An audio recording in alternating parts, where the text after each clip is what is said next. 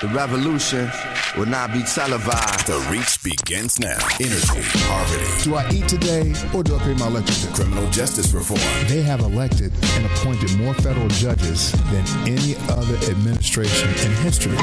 Job creation, free speech. Breaking it all down now. Derrick Hollie is Reaching America. The revolution is here. Lamont, we're going to go to you first. There was a very, very heated conversation in the White House the other day between Nancy Pelosi and Chuck Schumer and the president.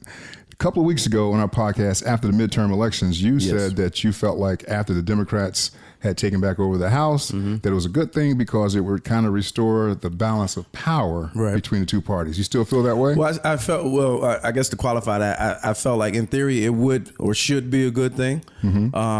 I think what you saw in that conversation is what couldn't have happened before. What do you mean what couldn't have happened? There's checks and balances. I mean, you visually saw checking and balance. You saw someone stand firm and say, no, not at this time. We're not just going to go for the okie doke. The okie doke for the wall? Yes, the wall is an okie doke. We're not, in this part of the conversation, we're not talking about the wall specifically. Okay. We're talking about, to answer your question, I think it shows you that moving forward, there's some amount of pushback that we didn't see before. I would agree with that. You're going to at least see pushback. You're going to see someone, kind of slap down his childish ways and be like, okay, no, we're not going to do that. We're not going to, no Happy Meal tonight. We're going home because I cooked already. Whereas before you had no one speaking against. You had no one pushing back on anything that he said and not have the power to do anything about it. I want to get Jimmy Kemp in. Jimmy, you've been a long time in politics, a long time. Your dad was in politics. What's your take on what's going on with the border and border wall security and with what happened in the White House with the president and the Democratic leaders? I think the key point for American citizens to recognize as it relates to President Trump is that the voters chose a disruptor. A disruptor. A disruptor. I've not heard that word before. And disruption is the name of the game in technology. What are we doing right now? We're doing a podcast, right? TV effectively is dead. People watch stuff that they want to watch. Right? And I don't think that Donald Trump had some genius plan to disrupt. He just disrupted. And that's actually what happens is that people come up with ideas, they see something that works, and President Trump, when he was candidate Trump, he chose the wall, and it worked. And he has to carry through now. And so you're seeing the conversation carry through. And as long as he's loud, which he will be, on the wall, it will continue to be an issue that draws attention, that a lot of people are passionate about. It does point to a very real problem, much like his discussion on trade points to. And inside the administration, you have people who are pro-free trade, but they're supporting President Trump because he's disrupting the conversations around the global conversations around trade and reasserting America's economic strength and position. Sure. And so he's disrupting not only American politics, but the global dynamics. And I think that is what obviously a significant number of citizens in the United States of America who chose to vote, that's what they wanted. They care about. So those are a disruption or is it a distraction? Because it's a disruption to the way government works is what I would say. Sure. Okay. Right. What classically, in a classical sense, what we're used to seeing.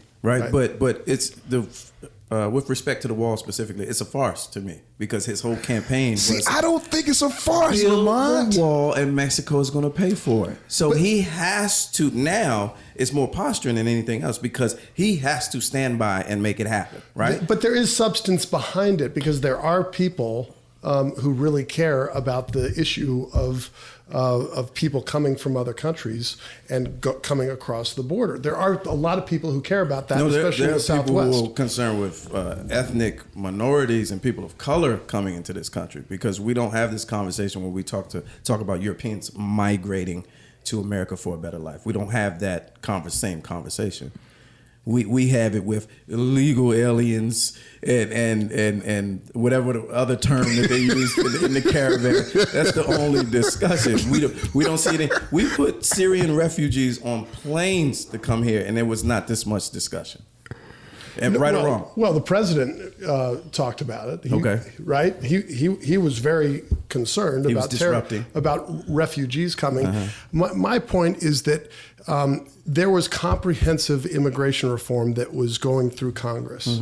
And you had Republicans and Democrats who were trying to address the complicated issues around our immigration system, which many businesses don't think is working in their best interests. Right? Many family members are frustrated with the immigration system. And our economy is so varied, and you do have such incredible global trade that the issues around immigration, like so many parts of our government, we have 20th century constructs and institutions, yet we're in the 21st century. And Congress has not been working to fix problems in a comprehensive manner. And so along comes this guy, Donald Trump, and he starts distracting, but his distractions, there's some element to them that is substantive and real, and it generates so much passion. Sure. And so something can ultimately get done, and he brings Nancy Pelosi and Chuck Schumer to the table, and it's going to be interesting to see what unfolds from here. Before you go ahead, speaking to the comprehensive issues, he doesn't bring the comprehensive solution. His solution is to appeal to fear. Oh, I totally agree. Right. I'm not disagreeing with you. Got it. But he's bringing that disruptive distraction. Right. And frankly, I hope that now people can get so fed up with all that they will actually get something done, because every effort to have comprehensive immigration reform in the previous 10 years, it failed because our politicians they're not good at getting stuff done. Right. So anyway. But the thing about it is I think we all would agree that something has to be done at the border.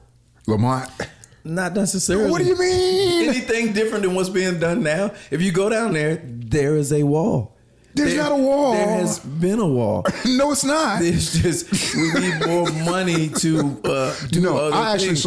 saw they had a supervisor of one of the border patrol. She was a female, and she talked about this wall.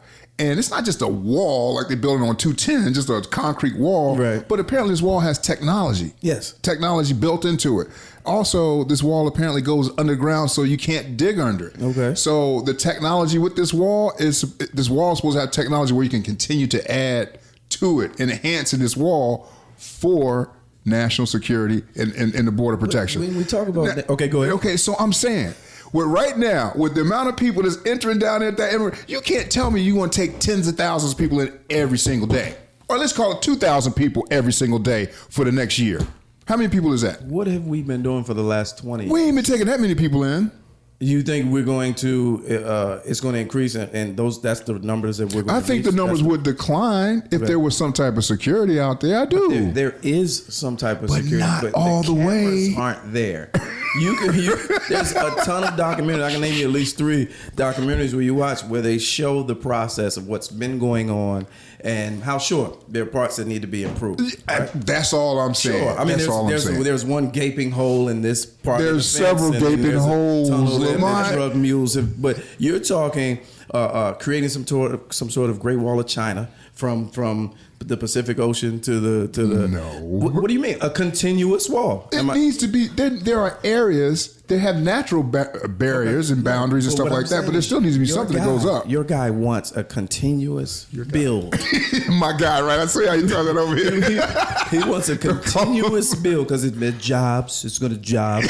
That's a horrible impression. You got to work on that. Jobs. Come on. from the Pacific to the Gulf, and like a continuous build. Like what? That's not going to stop the things that we all. So then, Lamar, you think this is just in theory? He's got to live up to a campaign promise. Absolutely. You don't think that we need any kind of border security? Not in the way that it's being marketed, if you will. Okay. And Mexico, it's not going to pay for it. But he had y'all believe in that. Not you. But he had, like it was phrased, Jimmy phrased it. Can I call you Jimmy? Oh, yeah. Phrased it, the people that voted for him. It was disruptive. Right? I don't know about disruptive, though. Disruptive is so. That's more of like a salute. That like I intended to. There was no intention. No, he did. He totally had. Once he recognized that there was a lot of people who were passionate, who would come out, people who didn't typically vote, who would come out and vote if he made the wall the thing. Okay. Right? I mean, why did so many people come to those rallies? They couldn't wait until he started the wall chant, build the wall. Now, look, here's what bothers me about this issue. At the Jack Kemp Foundation, our mission is to advance the American idea. And at the root of the American idea, I believe that our country was founded on principles that adhere to the human idea. Every human has inalienable rights. That's something that resonates across the globe with any person who hears it, right? And in this country, that's what we aspired to. Mm-hmm. And we haven't achieved it. And certainly our history has been a lot of examples of falling short of what the country was set up to do. Mm-hmm. What bothers me about the whole immigration discussion is that it gets to the point that you were talking about, how there's not the conversation about people who are coming from white countries, right? Mm-hmm. And this country is great, not because we came from Europe or whatever other way you want to describe it. This country is great because we are e pluribus unum, out of many one. That's the aspiration. That's what we're supposed to be shooting for. And I disagree with President Trump's rhetoric significantly because he doesn't explain the way that immigration should work. We need an immigration system. We should welcome people to this country and welcome them to adhere to those ideals. I don't think he knows how to explain it. I agree with you. And the reason why I say that is because there's a certain level of language that he's used to using. He knows what works. He knows what works. He knows what works. And so that's why I call it disruptive. And none of the candidates who think about tying immigration policy back to our founding principles, none of them can hook people quickly enough to get them to say, yeah, that's it. Well, you can't have that conversation challenge. because you lose credibility. Because our founders, if you want to go back to the founders, they were immigrants. You're illegal. Right. So you can't really have that conversation and without. Well, they weren't illegal because there weren't laws. There was no laws back then. Sure, there were laws. There wasn't laws when they first came over here. There was a whole millions of people that had a sovereign nation here. How do we remove that from the historical context? Right. We're going down the road. No. Look, we can talk about it. That's a different conversation. Sure. But it's the same. This was not a sovereign nation. You had a bunch of tribes, right? Who had been here for hundreds of years, thousands of years. But they had laws. They had a system of government. Oh, yeah, it was a sovereign, not in the classical sense of what we know sovereign to be. And they bumped up against each other. Sure. And there was not some international law. And did it need to be? Well, I would say. If I come to your house and say, think about it though. No, that's where this conversation goes. Exactly. That's why it to those fundamentals. Exactly. And that's why it's hard. It becomes a challenge to have the conversation and go that far back. It's Reaching America on Demand. We reach it. We reaching this great show. It's Lamont King and Jimmy Kemp from the Jack Kemp Foundation. He explained to you what the Jack Kemp Foundation, what it stands for. But I don't know if you knew this, but Jimmy also spent 8 seasons as a quarterback in the Canadian Football League. Awesome. Finishing his career in 2001 with the Toronto. My career's not finished. I'm still waiting. I never retired. And you can tell he look like he can play a little bit. Thank you. And Jimmy also was the founding board chairman for the Hope Community Charter School, which is located right here in Northeast Washington, D.C. Yep. And we appreciate you being here offering this insight. And especially, that was a very good discussion we just talked about with the border. But I want to get into Michael Cohen real quick. Just what happened with him last week, with him being handed down a 3-year sentence for campaign finance violations in regards to hush money being paid to these two women. And also, they said he misled Congress in terms of what he knew and what he stated what the president was doing in Russia, with apparently trying to do a deal with the Trump Tower. So my question, I'll go to you, Jimmy. Great. First. This is what I want to talk about. Because we went to Lamont, and we're going to move on after this, so we're going to get to the good stuff. But what do you think is going to happen? I know what I think is going to happen. Okay. What do you think will happen as a result of this stuff right here? I just think answer. I don't know. I think he's going to. I really think when it comes down to it, you look at all this campaign financing. Here's the question I have. Maybe it's a dumb question. Many have said that the president financed his own campaign, so it's his money. I also think, the president is some of the things his rhetoric, as crazy as it may sound, I don't think he's stupid. Y'all might disagree with me.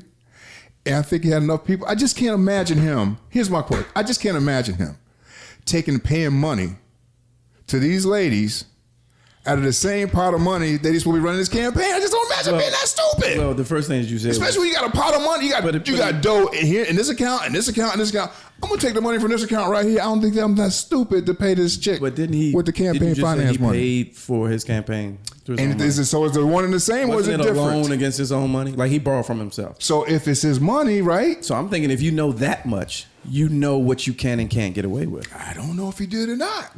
So that's what Michael Cohen was supposed to be doing for. Yeah, that's the one thing I would say is that Michael Cohen did not serve his client well in his best interest. But frankly, this conversation doesn't interest me because I don't know campaign finance law well enough. And John Edwards had something kind of similar, right? And it turned as a precedent. And there are campaign finance violations from not every single campaign, but from many, many campaigns. The laws are, the lawyers are supposed to, what Michael Cohen should have done is had a campaign finance lawyer hired and said, okay, tell the candidate what he can and can't do. I don't know if that happened or not, but anyway, I don't have much else to say. I certainly can't predict what's gonna happen next. No one knows, but the man, he's escaped all this stuff. He got 9 lies, 12 lies probably. So I don't know what's Cohen or the president. The president. Oh yeah, absolutely. So absolutely. That's what I'm like. I don't in this regard. I don't think it's going to go any farther than what you see now. Right. That's what I think. Because as amazing as it is, and as earth shattering as it is, people still are not worked up about it. Like this man is. I heard a soundbite yesterday. Cohen is like, no, he told me what to do. He directly directed me to do it, and you still don't see the type of response or reaction that you would had it been anybody else. Yeah, I don't think you are. So it is. I just wouldn't get on a plane with him. Wouldn't catch a train with him. You know what, Cohen? I wish him the best. I think a part of the reason why the president got elected is because he's authentically inauthentic. Voters were looking for authenticity. Yeah, they want somebody who that person is going to tell me the way it really is. Right. And the president, the candidate, then you could see he wasn't reading a text. That's the disruption that I'm talking about. Right. Is that he puts his reality TV persona right in front of everybody and says, "This is who I am," and I'm gonna get deals for us. Well, the danger. What I saw yesterday. The danger to that authenticity is rarely seen in politics because there's a certain of all amount this legal stuff. Well, yeah, but there's a certain amount of decorum that you should have as a politician. Hence the word politician. So he says yesterday at the end of his statement, "I don't know what he did because he's a lawyer. And you know how lawyers do." Now, anybody else, that would be seen as an attack on lawyers. So when they start shooting up law firms, they would blame the person that said it. But him, he just says it and keeps moving, and we all just turn a blind eye to it. He's the president. I don't know about a blind eye. I think people are paying attention to it. Sure. But it's to me that's the disruption,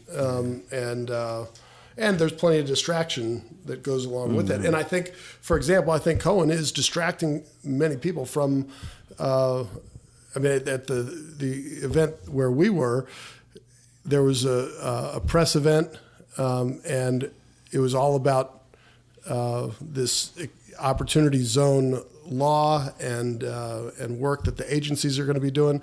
And as soon as the remarks were over, yep, the questions that came firing from the press section were all about Cohen. Right. There was nothing about. There's no interest in this very real thing. Right. And so that distraction, it both helps and hurts. It's a strange place that we are in our American politics. But I think it's around the globe as well. I think we just need to get things on the table and be able to better talk about whatever people want to talk about, which is what you're doing. Right. And so to that point, you talked about us being at the White House last week for the roundtable discussion. And so much of what the president does, it does take away from some of the good things that they do in the administration. And some people will say there ain't nothing that he does good in administration. I would say say differently to that, and I want to talk about what happened on last week when we attended to the White House where he established the White House Opportunity and Revitalization Council. And also what this did was established opportunity zones. And Jim, we especially thank you for being here today because your father, Jack Kemp, set up years ago or outlined enterprise zones, which are very similar to what the president and administration is doing right now with opportunity zones. Yeah. Can you talk a little bit about that? So just a quick background on Jack Kemp. I fully realize that lots of people don't remember him. My dad passed away in 2009.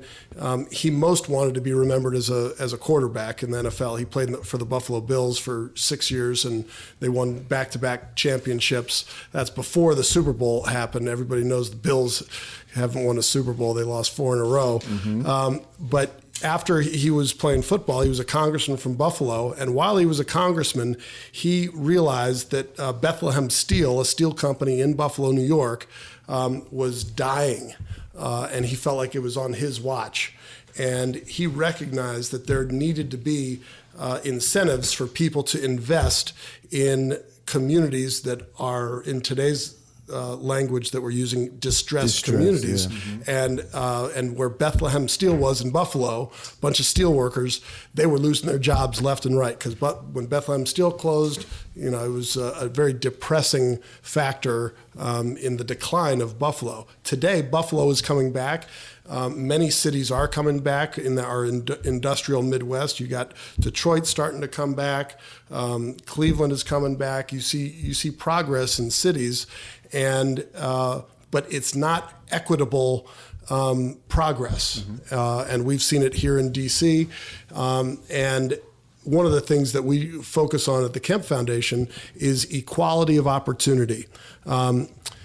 That's a part of the American idea that the condition of your birth should not, in this country or any other country, but that's what this country is based on, that the condition of your birth should not determine the outcome of your life. And the president actually said something at the White House the other day. He said just because of the zip code, because of the zip code you were born should not impact your life, the rest of your life. Well, and I think that's true. I think we all recognize that there are many factors that impact our lives, right? And it's important to understand, study those. And in this country, we're the wealthiest country in the world, and we should be much better at providing equality of opportunity. Now, it would be great if we could provide equality of outcome for everybody, right? Let's say we all agreed that everybody should just deserve $100,000 a year, right? And everybody should be able to live a decent lifestyle. Well, we all know that there are people who would throw that away, right? And that's not the way the world works. I don't understand why God created us this way, but He created people with very different talents. And talent levels. Clearly, I wasn't good enough to make it to the NFL like my brother and my dad. But I had the opportunity, football's a great example for me. Before the Mannings, Archie, Peyton, and Eli, the Kemps were the first father to son professional quarterback combination. Oh, nice. But nobody ever heard of us. Right. The Mannings have done a little bit better. But football's a great example. I had every advantage I could possibly have in football, right? But the great thing about it is that I had to earn it. There was no coach who was going to put me out there if I was going to fumble every snap, right? I had to learn the skills myself. And I've never been, people often ask me, oh, you know, your dad was famous when you were growing up. Was that hard for you? Oh, were you kidding me? I learned quickly that whatever advantages we have, you have to add work to those advantages. Now, whatever disadvantages we have in life, you have to add work to those. And so in this country, your zip code, it's going to impact you, yes, but it should not be determinative of what your outcome is. So my dad came up with this idea, enterprise zones, to help rebuild Buffalo and other poor cities. And his idea was, our tax code is so complicated, and there's something called capital gains tax. And if you're an investor and you make money on one of your investments, now your money that you invested in Derrick's company, right? I've already been taxed on the money that I put into you, all right? Okay, so I've already been taxed on this money. I invested in you, and you make me money because you're good at what you do. That's right. All right, now I want to sell my investment in you because I invested $100 and now I've got $200. That's $100 capital gain, and the government, they want to tax my money again. Right. All right? So they already taxed my income. Now they're going to tax my investment profit, and that's called capital gains. They tax that $100 that I made with Derrick Hollie, and they want to, on $100, they want $24. It's 24%. Now the capital gains tax, which is double taxation, my dad's idea was to go into poor communities, where there was often racial prejudice because banks would draw red lines on the maps. It was called redlining in the 70s and 80s. And banks would draw red lines and say, don't lend here. Wow. And they had excuses for it, but a significant part of it was racial prejudice. And Dad said, I've got an idea. Let's not try to fix all that. Let's not try to dig into it. Let's just have the federal government, have the Treasury Department green line those redlined areas and tell any investor that if you invest in this now green-lined area, formerly red-lined area, your capital gains tax will be 0% if you make money in this area. All right? So unleash free market. Some people call it greed. I call it incentive to make money. And that was the enterprise zone concept. It never passed into law. Bill Clinton took the idea and he turned it into empowerment zones, which is the government giving tax credits to people if the people in those green-lined areas do what the government tells them to do. I think that picks winners and losers. Opportunity zones is a step away from tax credits back to zeroing out the capital gains tax. And so opportunity zones provide investors the opportunity to pay 0% capital gains if they invest in now these distressed communities that have been identified by every governor, and you hold your investment for 10 years. So the government, they are requiring something. You have to hold your investment. You have to be in it for the long term. So that's supposed to kind of curb people's greed while keeping the incentive. So Opportunity zones passed in the December 2017 Tax Cuts and Jobs Act. And importantly, this was a bipartisan bill sponsored by African-American Senator Tim Scott from South Carolina and African-American Senator Cory Booker from New Jersey. They teamed up on the Investing in Opportunity Act. And because of Charlottesville, that bill got added to the Tax Cuts and Jobs Act, and I can explain that. But those are the basics on opportunity zones, so and I need a drink. My first question. Now, that was a great explanation because you went from what was it called? Enterprise zones. So you had enterprise zones, empowerment zones, and now opportunity zone. And what you see is a pattern of different people hijacking a good idea, right? Or trying to make it better, or at least put it at work, right? Sure. So that's great stuff right there. My question would be, in just listening to that explanation, how then are those investors who decide to go into those hypothetical green zones chosen or selected? Like, what's that process? How is it? Any of us. If we got a little cash burning a hole in our pocket, I don't know if y'all do. I don't right now. But if I do, the three of us, we can set up the Three Amigos LLC. Take some notes to this show, man. There's opportunities out there for folks. All we have to do is set up an LLC. Yeah. And now we can take the profits that we pool together, and we can invest them inside here in DC. It's in Anacostia. I mean, they're all over. I think there are like 35 opportunities. But even still, I would be at a disadvantage to someone, some capital funding source, or somebody who has a history of investing or starting businesses. I would be at a disadvantage with no history of starting a business or operating. If you're the entrepreneur, yes. If you're trying to attract investment, right. Yeah. So if you're trying to attract investment, all right, and you have an opportunity right now because you are in the opportunity zone already, and the investors have got to come find good deals. Right. So the spotlight is now on these opportunity zones. Are you assured to receive investment? Hell no. You got to convince an investor to put money with you. You have to tell them, I'm going to make you money. All right. So the thing is that it's rewarding that which we want, which is people to do the things that are in their minds. I've got a great idea. I want to bust my butt on this. And you have to be willing to fail. In this country is built on failure. All right. People came here because they wanted an opportunity. They wanted to figure, hey, I'm going to do that. Oh, that didn't work. So they do something else, right? But you figure it out. And as long as we're moving forward in this country, then you have people who are being good to one another. I got to be good to you because I don't know when it's going to come back around on me. I want to do business with you. We want people to be working, and when you grow up in some of the zip codes that have been targeted with these in these distressed communities, there's not you don't believe people don't have faith in the system. No.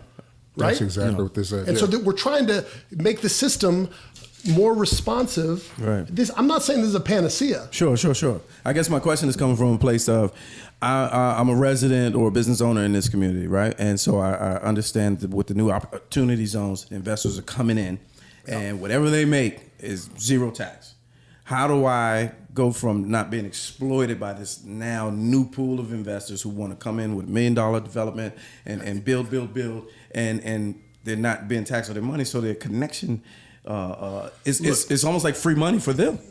So first of all, it's their money. Their capital gain. First of all, it's their money already. They've already been taxed on it. All right. So any investor has already been taxed on the money that he or she would invest in you. Okay. All right. So I've already been taxed. So my preference is that there wouldn't be any capital gains tax. I don't think that there should be capital gains tax. All right. I think we need a much simpler, fairer tax system. It's too complicated. There's too much. I got to hire an accountant. Right.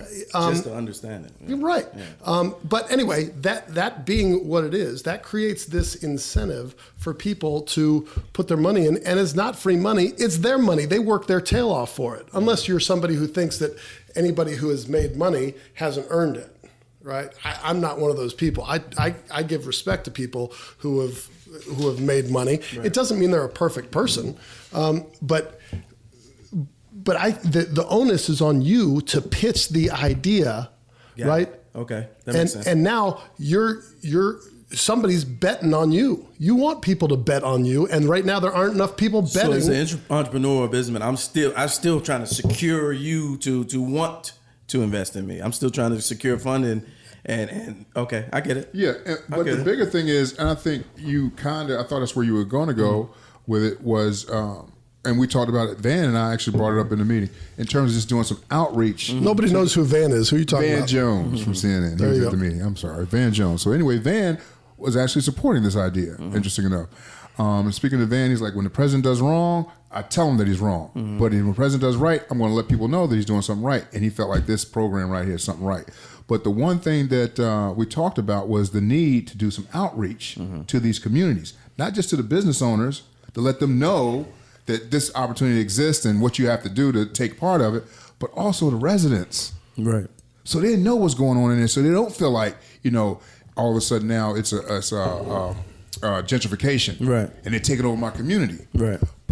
And so the administration has done right now a series of opportunity zone tours where they're going into these different areas. They said they're going to continue this. I want to be a part of it too. Where they're going into these areas, talking to these residents, letting them know about opportunity zones, letting them know what's about to take place in the neighborhood, and getting their feedback as to what they need in these communities. Well, and to that point, you brought up gentrification. I didn't this No, time. but it is. No, what I'm saying is, so then it's a matter of timing, opticals. I mean, the optics of it is it's a matter of timing, right?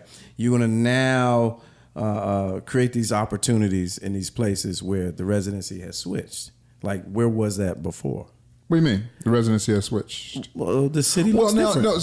But And a lot of these areas that are distressed, in 5 years, 5, 7, 10 years, they will not be.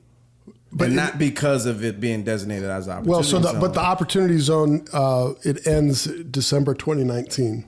Oh, it's just a 2-year situation? Now it's a 1 year. It's a 1 year. Okay. It's a 1 year situation.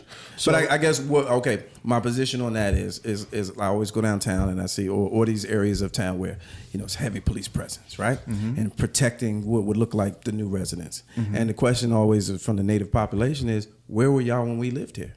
Like, why couldn't we get these same top level services and attention back then? So I say that to say, the optics of this could look like that it could be tied into the discussion of gentrification, which everybody hates and nobody likes to talk about, right? Because they don't understand it. But why now? How is this something where... What do you mean, why now? No. I think it's a great endeavor. I'm saying, what took so long? Oh, because, well... I'll let you answer it, but I'm thinking, why did the other administration... I think the president saw this as an opportunity and took advantage of it. Here's the context that I would put on it. All right, Okay. Here's what bugs me: the Republican Party, all right, which is basically comprised of conservatives and mostly white conservatives. Right? The Republican Party. He said mostly. Yeah, I know. The Republican Party moved away from its great history on race. Yes. Right. In the 40s, 50s, 60s, and certainly with the Civil Rights Act, that happened. The natural home, in my opinion, politically, for minorities, for African Americans, is the Republican Party. Because anybody who believes that they should be the determinant of their future, that they want to raise their family and that they have rights, the conservative principles are the principles that are best applied to any minority group, because the left, if you're a liberal or a Democrat, and this gets to answer your question, why it didn't happen before, they believe that answers don't come from people.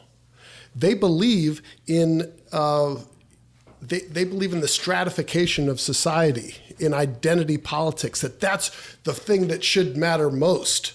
And government can fix that best. I'm sorry, government is not good at fixing a lot of the sociological problems that exist. Those answers come from the community. They come from the people, right? And so the left and Democrats, when they went to empowerment zones, Bill Clinton explicitly moved from Kemp's free market idea, which I think was better for minorities and poor folks in those communities. Bill Clinton said, "Oh no, we know what to do. Government is going to tell folks what behavior we want, and that's going to fix the problem." Now, Harlem did improve. Empowerment zones were put into place in Harlem, and Harlem did improve. You also have had gentrification there, and government picking winners and losers. To me, that's a left-leaning Democrat idea. It's not a conservative Republican idea where we want the markets. Good to see you, Ryan. Right, RNC, baby. DJ Iron. DJ Iron. So I think Democrats should have done this much sooner, but they don't, because they want government to control things. Let me ask you a question, and Jimmy, to that point. All right, so I got him he didn't answer. No, I mean, I got him thinking at least. I'm taking it in. I'm taking it in. He thinks a lot, so that's why we definitely. I guess if I had to respond, I wouldn't. You don't have to. The blanket nature of that, I don't know if I would agree with it all. I'm not trying to say it's everybody. Right. I'm saying what the conservative movement should be about. I get where you're going. And what the Democrats have been about, I think the Democrats are about big government solutions. Trust the government. And I'm not a Democrat, by the way. I'm just a student of the game. I think more and more people are like you because they see that the parties have not brought solutions. Right. And to that point, I was going to ask you, Jimmy, just growing up in politics with your dad and everything, do you agree with this theory that people say, I've heard it many times recently, politicians' first job is to get elected, and then the second job is to stay elected. Stay elected or get reelected, and solving our problems is a distant third, fourth. Is that true? Huh? Of course, that's not the way it should be. I know, but would you agree with, in theory, that it's that way? Look, I think there are great podcasts. I think there are bad podcasts. I think there are great football players. There are bad ones. I think there are great politicians. I think there are some bad ones. There are some people who are in public service for the right reasons, and you find them at every level of government. You go into your local neighborhood commission. In my neighborhood, it's the ANC. There are people there who are doing for no money. They're not trying to, they just care about their community. There are also some people who you think, what on earth are you doing? What are you trying to accomplish? You're trying to be the most powerful person in this neighborhood and nobody pays attention to you anyway. That happens at every level of government. It's human nature. And I want people to understand human nature and recognize that just because you're a Republican doesn't make you a good person. Just because you're a Republican doesn't make you a bad person, right? People, we are either good to other people or not. And sometimes we're both. Just talk to my wife, right?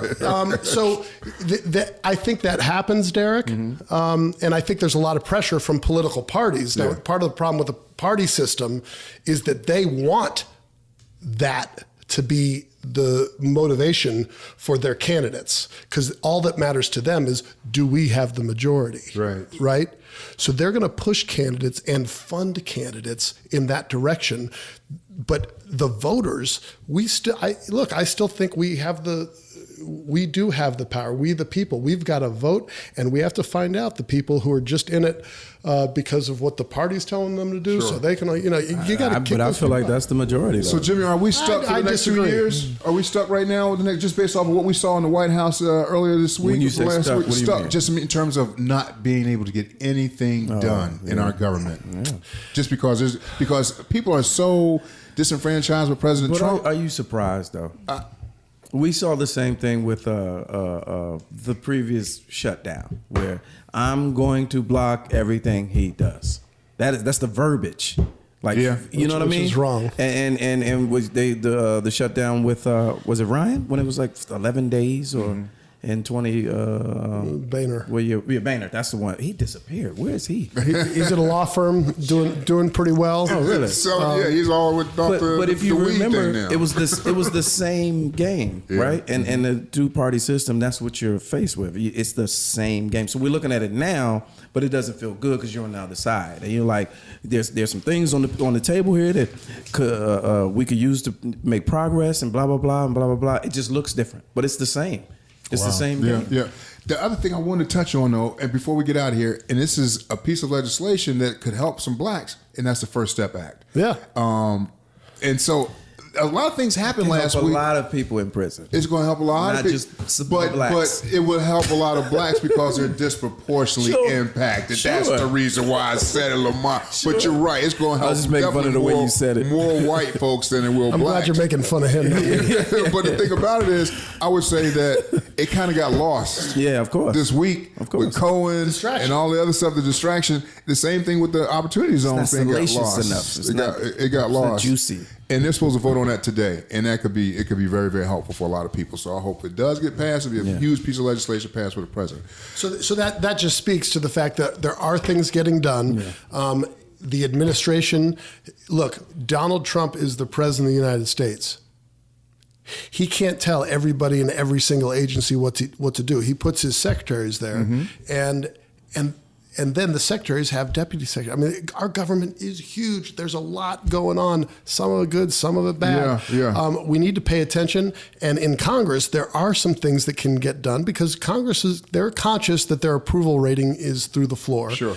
And when you have divided government, frankly, that brings people to the table a little bit more than when you just have one side who's not in power and they're saying no, no, no, no, no, no, no, right? And it forces you to work as well.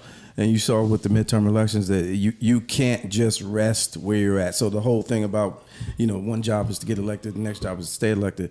It could be gone so fast that it forces you to do the work. Yeah. So it's a good thing. It's a good thing. So we're about to wrap the show up. Jimmy, before we get out of here, you being former, professional quarterback, dad played and everything. We're right here in the nation's capital, and our Washington football team is struggling. Yeah. What's the problem? What's the problem? Year after year after year. And I put it in the article. I said, is there a curse on the Redskins? Is it, or is it just the coaching, the ownership? What is it that makes the franchise unsuccessful? Look, I think leadership matters in every institution around, and there's no doubt that Dan Snyder wants the team to be successful. Does he? Absolutely. Absolutely, he wants it to be successful. What? I just can look at a lot of the things that they do, and they're just bad decisions. Well, but you can look at any institution and from the outside say that's a bad decision. And in retrospect, all of us are brilliant general managers or anything else.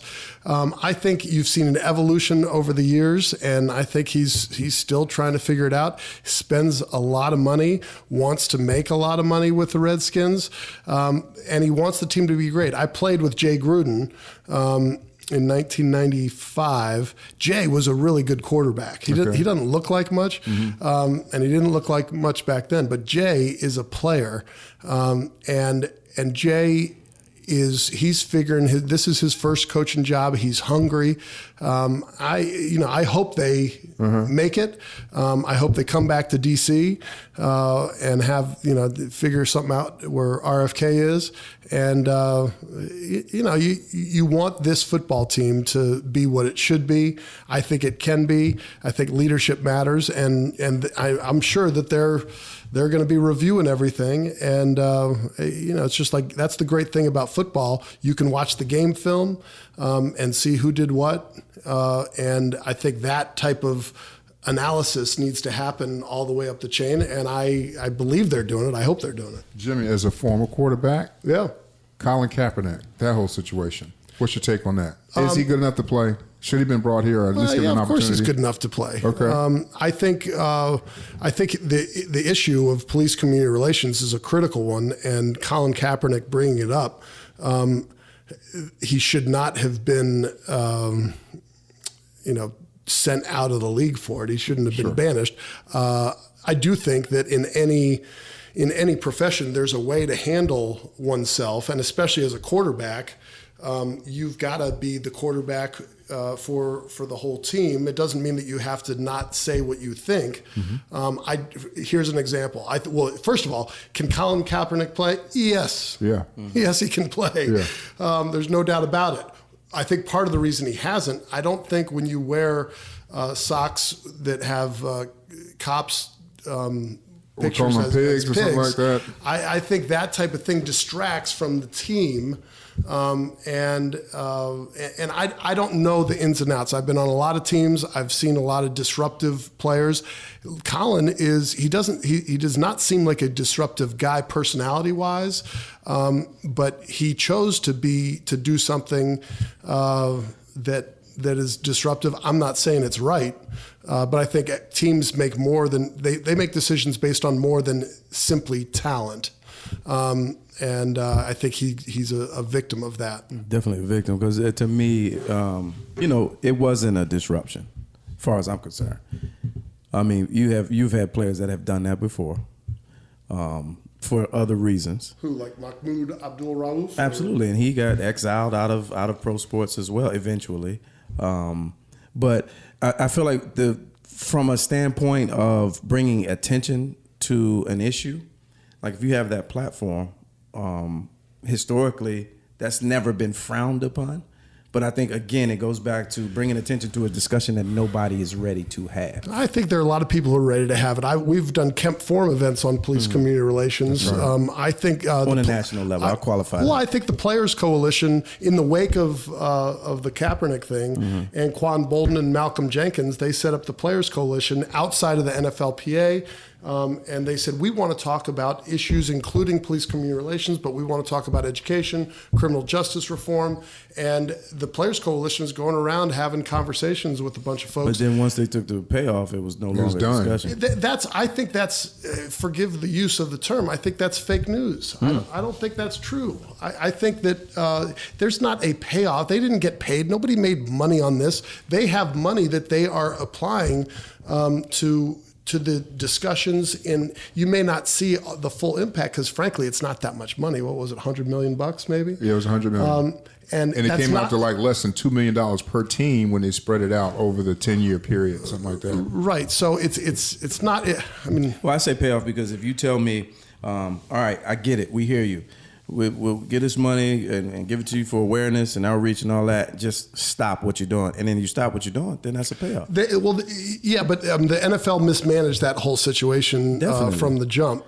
And I think, I don't remember all the ins and outs with the Niners and how they handled it and the NFL, but clearly they didn't think that President Trump was going to get elected and call all the players sons of bitches. These assholes.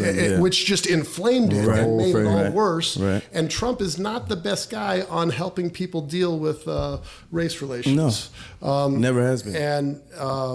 And so that's really unfortunate because we do need to have a national conversation on this. That's part of the reason why I love Tim Scott so much, and I'm glad that President Trump has reached out to Tim Scott, and Tim Scott is the reason that opportunity zones were created. So, look, there's a lot more going on under the surface than just the headlines that we see. Sure. And so I think, especially on an issue like race, I think it's really important for people who care about it to engage a little bit more deeply in the conversation than, it's wrong that Colin Kaepernick, there's a lot more to it than just the things that we see on the surface.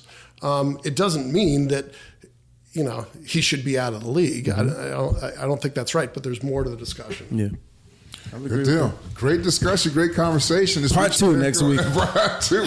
So, Lamont, we're going to wrap this thing up. You got anything you want to share before we get out of here? Man, not that I want to shout out. Yeah. Well, I want to shout out, did a holiday party, JMA Solutions, Jan Adams' company. She's a government contractor with a historic and legendary operation over there. One of the first. In Washington, D.C.? Yeah. Okay. And so they had a holiday party, and it was at the Mandarin, and I did comedy in front of about 400 people. Okay. You turned it out? I did what I could. You made it do what it do? Corporate comedy. You made it do what it do easy? Corporate comedy is my lane right now. Corporate comedy. Well, I had never heard that term. Corporate comedy. That's huge. Where the money is. That's He's an entrepreneur. That's where the money is. Okay. Because they say, well, what's your rate? And this is my rate. Okay. you go to the club. Business isn't bad, is it? You go to the club. It's like we might could do $100. Okay. So it was fun. It was a good deal. I don't have much before New Year's, but go to all my social media, Mr. Lamont King, and you'll find out when I find out. Got it. Good deal. And he's now an expert. Yes. Exactly. Okay. I'll tell you, I got to add that to my. See if I can get my blue check. Jimmy, got anything you want to add? Well, JackKempFoundation.org is our website, and if anybody has ideas, businesses, there are investors looking for deal flow. If you wonder where an opportunity zone is, just Google whatever state you're in and opportunity zones. There will be a map which will tell you whether or not you're in an opportunity zone, and be in touch with us. Yeah, and that would be my message too. This opportunity zone that was created is going to create, no pun intended, opportunities for some people. But you've got to be aware. You've got to do your homework, do some due diligence. Just go and take a look at what's going on and see that there could be something there for you. And I know a lot of times we think that this president, this administration, with all the rhetoric that he talks about, there's nothing positive for us, for blacks, for anybody. But this opportunity zone could be certainly something special for a lot of people. So that's our show. It's Reaching America on Demand. I thank you, Easy. Good job, Easy. Thank you, Lamont. Thank you. Thank you, Jimmy. Right. Thank you, Lisa. That's our show, and we are out. Good job, fellas. That's a two-parter. Yeah. Yeah, man. Yeah, that's good Have stuff. 59 minutes.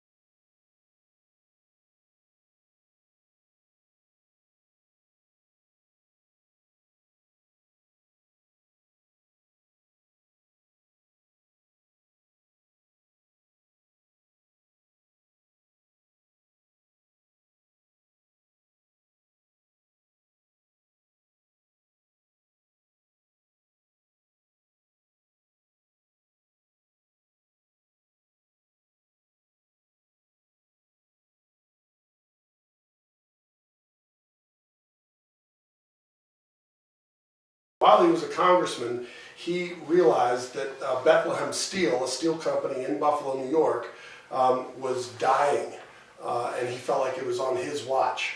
And he recognized that there needed to be incentives for people to invest in communities that are, in today's language that we're using, distressed communities.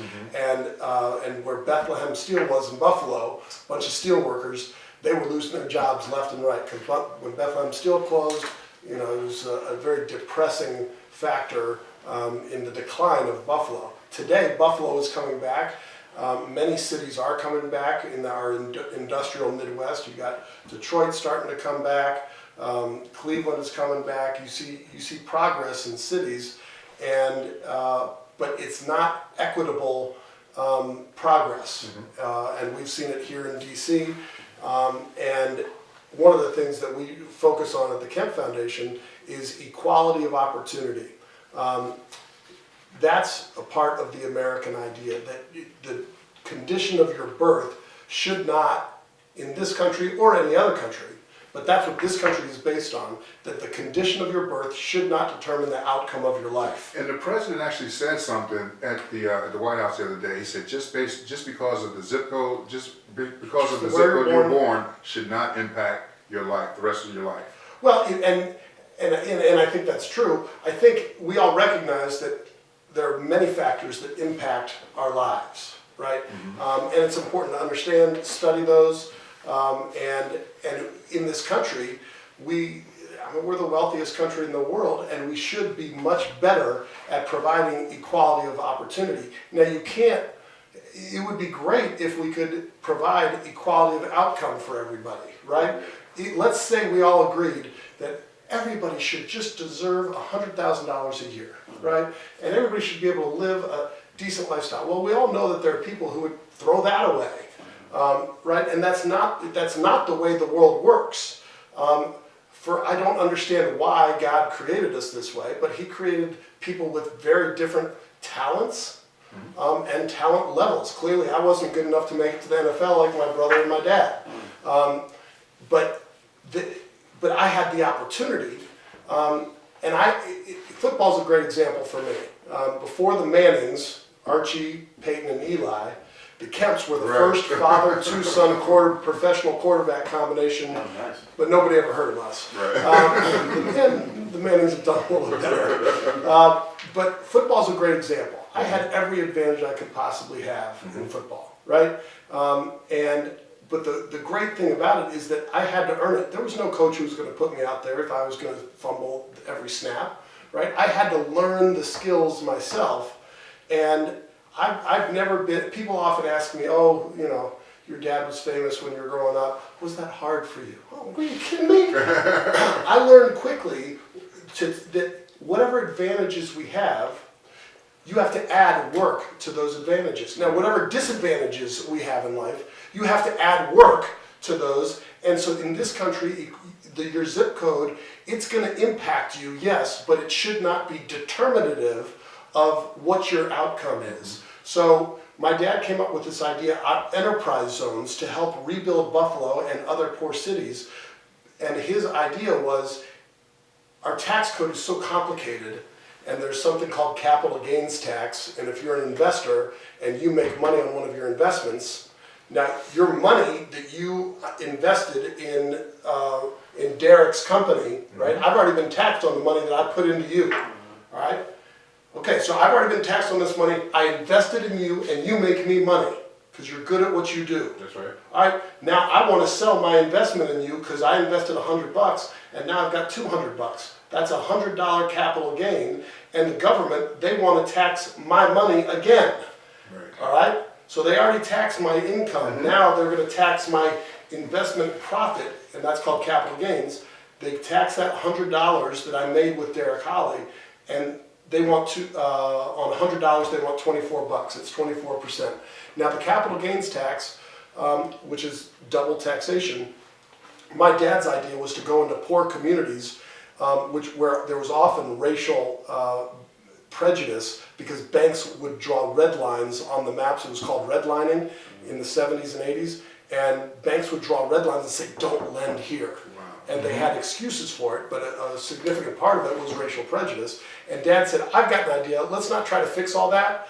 Let's not try to dig into it. Let's just have the federal government, have the Treasury Department green line those redlined areas and tell any investor that if you invest in this now green-lined area, formerly red-lined area, your capital gains tax will be 0% if you make money in this area. Right? So unleash free market. Some people call it greed. I call it incentive to make money. And that was the enterprise zone concept. It never passed into law. Bill Clinton took the idea and he turned it into empowerment zones, which is the government giving tax credits to people if the people in those green-lined areas do what the government tells them to do. I think that picks winners and losers. Opportunity zones is a step away from tax credits back to zeroing out the capital gains tax. And so opportunity zones provide investors the opportunity to pay 0% capital gains if they invest in now these distressed communities that have been identified by every governor, and you hold your investment for 10 years. So the government, they are requiring something. You have to hold your investment. You have to be in it for the long term. So that's supposed to kind of curb people's greed while keeping the incentive. So opportunity zones passed in the December 2017 Tax Cuts and Jobs Act, and importantly, this was a bipartisan bill sponsored by African-American Senator Tim Scott from South Carolina and African-American Senator Cory Booker from New Jersey. They teamed up on the Investing in Opportunity Act, and because of Charlottesville, that bill got added to the Tax Cuts and Jobs Act, and I can explain that. But those are the basics on opportunity zones. And I need a drink. My first question. That was a great explanation because you went from what was it called? Enterprise zones. So you had enterprise zones, empowerment zones, and now opportunity zone. And what you see is a pattern of different people hijacking a good idea, right? Or trying to make it better, or at least put it at work, right? Sure. So that's great stuff right there. My question would be, in just listening to that explanation, how then are those investors who decide to go into those hypothetical green zones chosen or selected? Like, what's that process? How is it? I think any of us, if we got a little cash burning a hole in our pocket. I don't know if y'all do. I don't right now. But if I do, the three of us, we can set up the Three Amigos LLC. Take some notes to the show, man. There's opportunities out there for folks. All we have to do is set up an LLC. Yeah. And now we can take the profits that we pool together and we can invest them here in DC. It's in Anacostia. They're all over. I think there are like 35 opportunities. But even still, I would be at a disadvantage to someone, some capital funding source, or somebody who has a history of investing or starting businesses. I would be at a disadvantage with no history of starting a business or operating. If you're the entrepreneur, yes. If you're trying to attract investment. Yeah. So if you're trying to attract investment, all right, and you have an opportunity right now because you are in the opportunity zone already, and the investors have got to come find good deals. Right. So the spotlight is now on these opportunity zones. Are you assured to receive investment? Hell no. You got to convince an investor to put money with you. You have to tell them, I'm going to make you money. All right? So the thing is that it's rewarding that which we want, which is people to do the things that are in their minds. I've got a great idea. I want to bust my butt on this. And you have to be willing to fail. In this country is built on failure. All right? People came here because they wanted an opportunity. They wanted to figure, hey, I'm going to do that. Oh, that didn't work. So they do something else, right? But you figure it out. And as long as we're moving forward in this country, then you have people who are being good to one another. I got to be good to you because I don't know when it's going to come back around on me. I want to do business with you. We want people to be working, and when you grow up in some of the zip codes that have been targeted with in these distressed communities, there's not you don't believe people don't have faith in the system. No.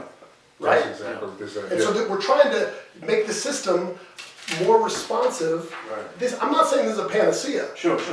I guess my question is coming from a place of I'm a resident or business owner in this community, right? And so I understand that with the new opportunity zones, investors are coming in, and whatever they make is zero tax.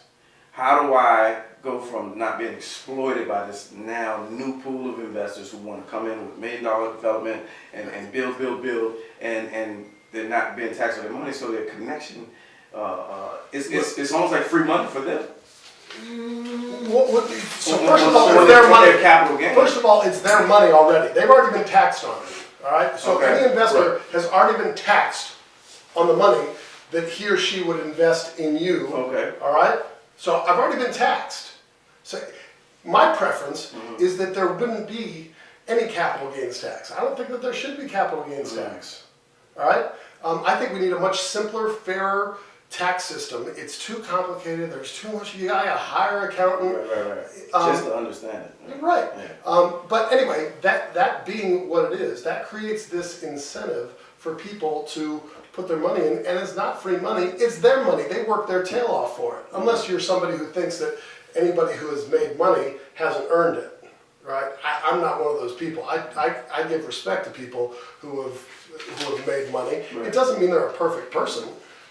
But the onus is on you to pitch the idea, right? Okay. And now somebody's betting on you. You want people to bet on you, and right now there aren't enough people betting. So as an entrepreneur businessman, I'm still trying to secure you to want to invest in me. I'm still trying to secure funding.